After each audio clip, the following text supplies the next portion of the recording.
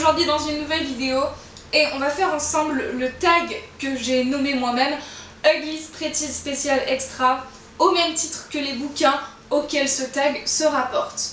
Donc en fait c'est un tag qui vient directement du site de l'auteur, donc on va commencer par le bouquin. C'est une sorte de trilogie mais avec un 4e voire 5e livre. Le premier s'appelle Ugly's, c'est vraiment un peu un truc science-fiction. Ça se passe bien d'après notre époque, comme quoi ils nous appellent les rouillés. Notre monde est parti un peu en décrépitude parce qu'il n'y avait plus assez de pétrole et en fait eux se sont rebâtis à peu près 50 ans voire 100 ans derrière nous, il me semble. Et donc en fait c'est l'histoire d'une jeune fille. Tout ce monde est régi par la beauté. Il y a 3 villes principales: Uglyville, Prettyville et Crumblyville. Donc en fait les 3 étapes un peu de la vie où Ugly genre on est moche, Pretty on est joli et Crumbly en mode on est vieux et croulant en fait. Donc en fait c'est l'histoire de Tally qui a 15 ans, d'où un peu le nom de ma chaîne, il fallait bien que je vous en parle à un moment. Tally c'est une jeune fille qui veut subir l'opération parce que tous les jeunes à leurs 16 ans subissent l'opération, qui est une opération chirurgicale que tout le monde subit et c'est quelque chose d'obligatoire et en fait ça vous rend beau et à partir de là vous pouvez déménager à la ville des Pretty. En fait les Uglies n'ont pas le droit de s'infiltrer dans cette ville là par exemple, mais des fois ils le font quand même. Et donc en fait elle a très envie d'avoir l'opération. Elle avait un de ses meilleurs amis qui l'a déjà eu parce que son anniversaire était avant le sien et une semaine à peu près avant son anniversaire elle rencontre une nouvelle fille qui s'appelle Shay, qui est née le même jour qu'elle, donc doit subir l'opération le même jour. Et en fait cette Shay va l'embarquer dans une histoire impossible, comme quoi en fait il y a une autre ville qui s'appelle La Fumée. En fait c'est des gens qui ne veulent pas subir l'opération, qui s'échappent de la ville pour échapper à la beauté en fait. Et il y a plein de problèmes d'éthique dans ce livre en fait, donc c'est très intéressant d'un point de vue scientifique par exemple je trouve. Et donc voilà, c'est vraiment quelque chose qui m'a marqué. C'est mon livre, ma saga préférée au monde de tout ce que j'ai pu lire. Scott Westerfeld c'est un auteur que j'aime particulièrement. J'avais adoré la trilogie les Midnighters. Et donc en allant sur le site de Scott Westerfeld qui est l'auteur de ces bouquins, j'en ai que 2 actuellement parce que j'ai prêté les autres mais c'est pas grave. Et donc en fait il y avait un tag en anglais que j'ai donc traduit à propos des livres. Donc si vous l'avez lu, n'hésitez pas à faire ce tag aussi parce que c'est super chouette de partager cette passion qu'on a pour les livres. Bien sûr ce tag va vous spoiler si vous ne les avez pas lus. Bah revenez voir cette vidéo quand vous l'aurez lu, ou si vous ne comptez pas lire, et ben regardez quand même. Donc petit aparté pour la première question, on va parler des noms des personnages. Donc Perry, c'est le meilleur ami de Tally en fait, qui est déjà devenu Pretty avant elle. Donc en fait la question 1 c'est: as-tu déjà eu un ami comme Perry qui a abandonné votre amitié après un déménagement? En fait ce qu'il faut savoir c'est que, je vais spoiler l'essentiel du premier bouquin en fait, c'est l'opération vous modifie aussi le cerveau et vous empêche d'être méchant, d'avoir des sentiments négatifs envers les autres en fait. Pour protéger les gens en fait, si personne n'a de sentiments négatifs, bah du coup les gens vivent forcément en harmonie. Et il y a que 2-3 personnes, les Specials, et il y a qu'un groupe de personnes, les Specials, qui n'ont pas ces lésions au cerveau en fait qui provoquent tout ça, notamment les gens qui font partie des grandes professions aussi, les pompiers, les policiers, les scientifiques, etc.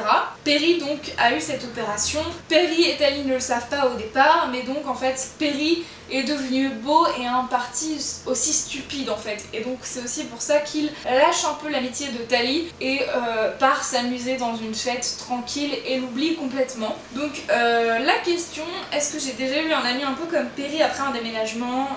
Oui, je pense notamment à quelqu'un en particulier. Elle a déménagé en fait, c'était une amie proche à moi du collège, et après son déménagement en fait elle a un peu changé, elle a rencontré de nouvelles personnes, elle a un peu je dirais complètement changé de personnalité et peu à peu notre amitié s'est déliée au fur et à mesure jusqu'à ce qu'on s'engueule il me semble, ou je ne sais plus, enfin on n'était plus du tout sur la même longueur d'onde, donc voilà. Question numéro 2, au départ as-tu voulu que Tally ait l'opération et as-tu changé d'avis? Si oui, quand? Alors oui, au début je pense que comme tout le monde j'ai voulu que Tally ait l'opération parce que ça semble la meilleure chose à faire, ça semble sans danger et on est toujours dans une société un peu actuellement centrée sur la beauté où on veut toujours un peu cet idéal inatteignable. Donc voilà, je pense que oui, au début j'ai voulu Tali et l'opération parce que c'est aussi ce qu'elle voulait dans le livre vraiment. Et après au fur et à mesure elle se rend compte que c'est pas si bien que ça et je pense vraiment que j'ai changé d'avis quand vraiment on découvre ce que l'opération implique, c'est-à-dire qu'on vous modifie le cerveau. Même s'il y a aussi le fait que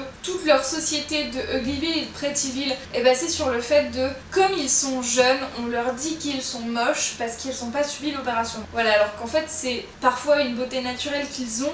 Et à la fumée en fait il y a un garçon qui est né là-bas et qui gère un peu tout ça ainsi que ses parents. C'est David. Les parents de David sont deux scientifiques échappés de cette ville en fait et c'est eux qui ont découvert en fait ce que faisait vraiment l'opération au cerveau. Et donc en fait eux-mêmes ont décidé de partir parce que leurs recherches ont été confisquées par les Specials qui vraiment sont un peu la police des polices. Et du coup en fait je pense que j'ai aussi changé d'avis quand Tali commence à se rendre compte à travers le regard de David qu'elle est pas moche et que c'est juste parce qu'on lui a dit ça toute sa vie qu'elle se juge moche. Question numéro 3, as-tu déjà fait plus attention à quelqu'un à cause de son look et non pas parce qu'il le mérite? Je pense que oui, je pense notamment à plein de stars qu'on ne connaît absolument pas personnellement mais qu'on se dit ouais je l'aime trop, je l'admire juste parce qu'elle est bien habillée ou voilà, on admire les gens par leur look, c'est la première chose qu'on voit et on les juge comme ça à première vue. Donc oui, je pense que comme tout le monde, j'ai parfois fait plus attention à quelqu'un à cause de son look,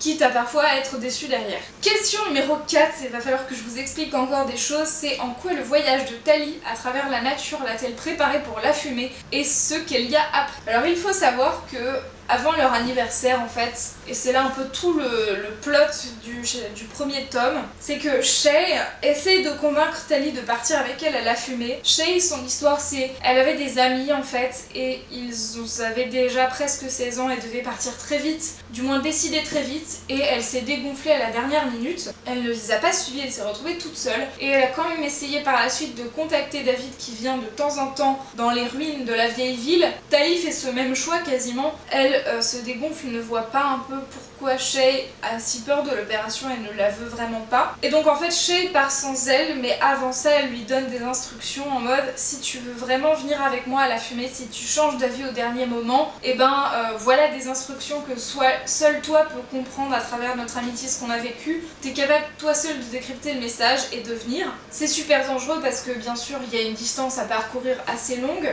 et le monde de dehors n'est pas tout rose ou autre, c'est vraiment des ruines, de la nature, des forêts, il y a beaucoup de choses en fait, il y a des plantes envahissantes, du coup des gens qui viennent brûler ces plantes régulièrement en fait, et elle se retrouve au milieu de tout ça, et donc Tali décide quand même de suivre Shay mais avec des jours de retard, non pas par choix mais par obligation, parce que au lieu d'avoir son opération on l'amène chez les Specials qui eux la forcent à retourner à la fumée et lui embrouille le cerveau en mode oui mais peut-être qu'elle est en danger en fait ton amie et qu'elle s'est fait embobiner, et donc c'est à toi aussi de nous aider à la retrouver et de sauver les gens qui ont disparu depuis des années et qu'on cherche en allant à la fumée. Donc Tali croit les Specials et après bien sûr quand elle arrive à la fumée elle se rend compte que c'est du pipeau, que l'opération est malsaine via les parents de David. Et donc pour revenir à la question en fait c'est son voyage il l'a préparé pour la fumée parce qu'elle s'est rendue compte que la vie en dehors des villes était compliquée, c'était pas facile.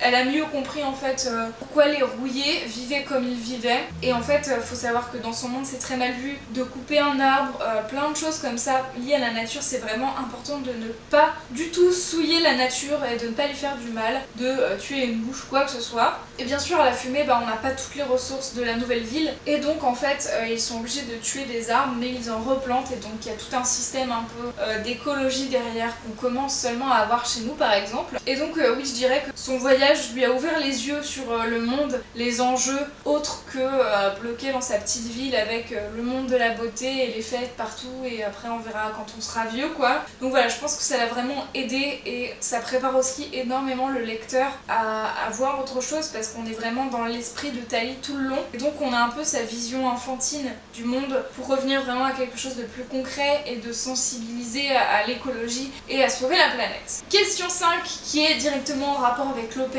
en fait, c'est abandonnerais-tu ton libre arbitre en échange du bonheur, de la beauté, de la richesse et de la santé perpétuelle. Les Prétis ne tombent jamais malades parce qu'ils sont trafiqués génétiquement pour que ça ne se fasse pas.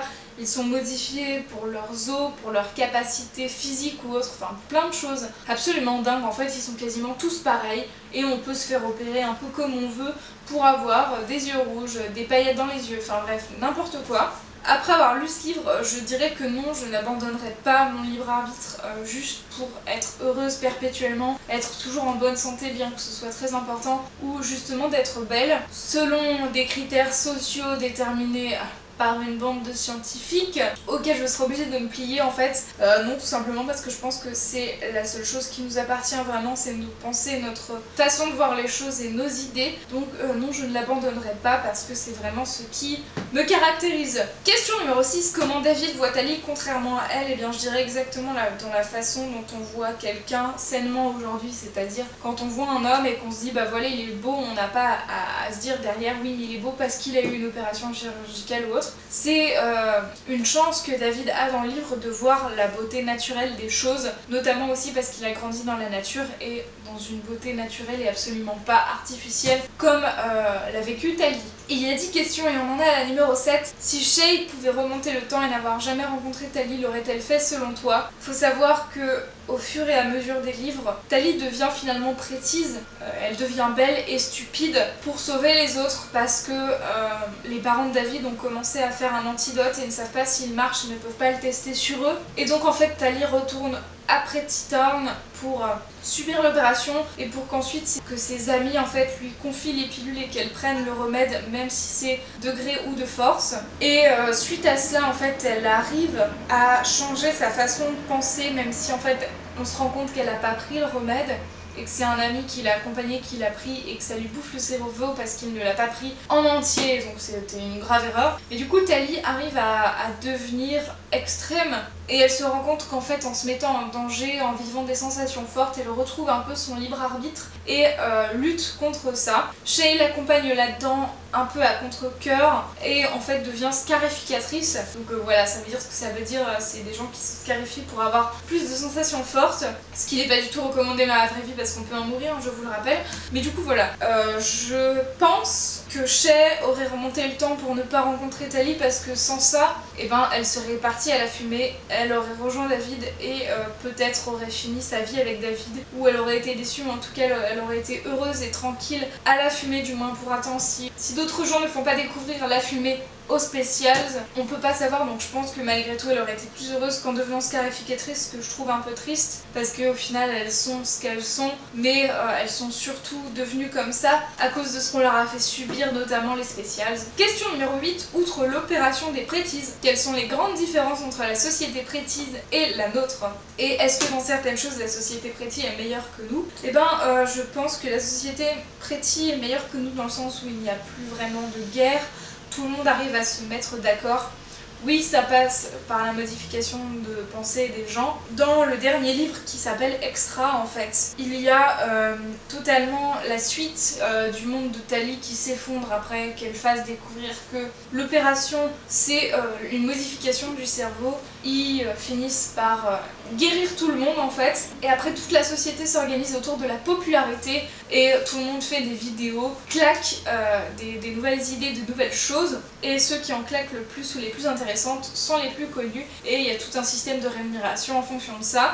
Je pense que ce serait pas mal et que j'aimerais vivre dans une société comme ça. J'ai envie de vous dire, c'est un peu ce qu'est YouTube en partie, je trouve.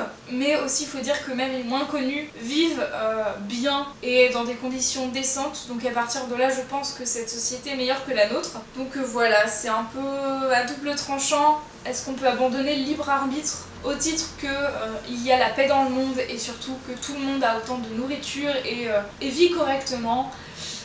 Je pense que c'est possible, mais ce serait bien de concilier un peu les trois. Avant-dernière question, dans quelle mesure Tali a décidé de son propre sort et à quel point les autres l'ont fait pour elle?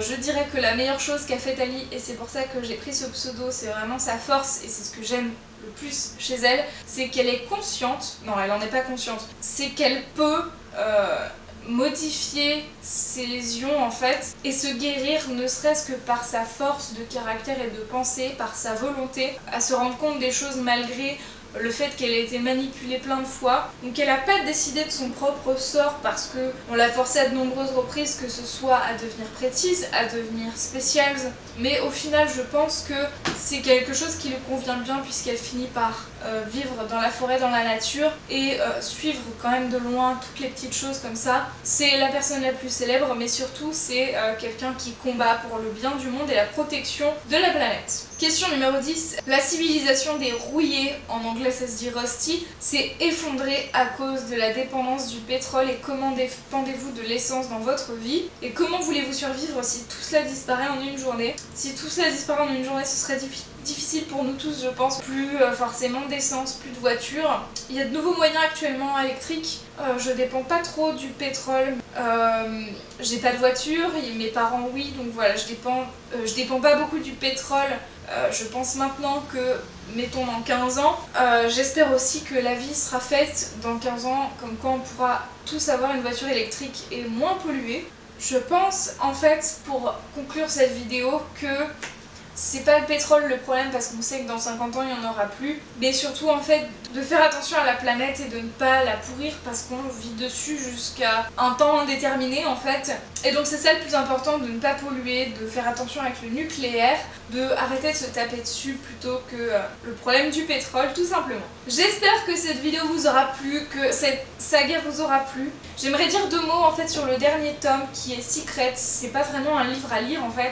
Enfin si, c'est un livre à lire, mais c'est pas un roman, c'est en fait toutes les petites choses, les secrets de la saga en mode comment fonctionnent les planches magnétiques, enfin tout l'univers en fait, c'est comment il fonctionne et c'est quoi les secrets d'un point de vue technique et scientifique. Selon l'univers et l'imagination de Scott Westerfeld qui est, je le rappelle, l'auteur. Donc voilà pour cette saga, j'espère que ça vous a plu. N'hésitez pas à me dire ce que vous en avez pensé dans les commentaires si vous l'avez lu, si vous avez aimé ou pas, et n'hésitez pas à refaire ce tag si ça vous intéresse, que ce soit dans une vidéo, dans un blog ou quoi que ce soit. On se retrouve bientôt pour de prochaines vidéos. N'oubliez pas de lire quotidiennement parce que c'est culturel, voilà, c'est important pour apprendre à lire correctement, à réécrire correctement, à faire moins de fautes d'orthographe. On se retrouve bientôt, prenez soin de vous, ciao ciao.